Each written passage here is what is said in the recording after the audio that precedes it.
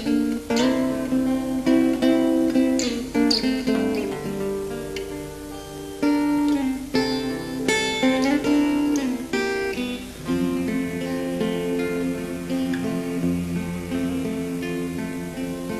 tebi su mnogi pisali, tebe su mnogi htjeli,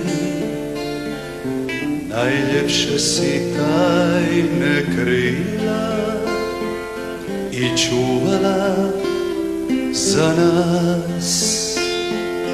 Koljevka si naša od davnina, težačka i ribarska nam muka, zanosna od barjaka i vina, svakoj rani nježna ruka. Dalmacijo, Dalmacijo,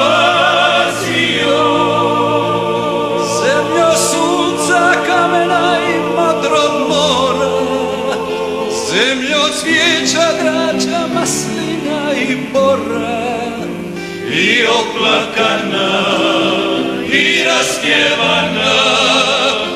Dalmacijo, Dalmacijo,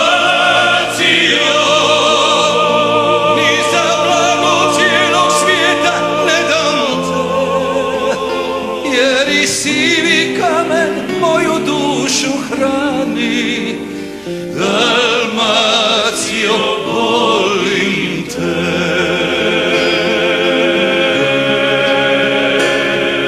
Žedno me si izvor vode, umorno me postelja meka, izgubljenom zadnja nada, što izvire ko spas.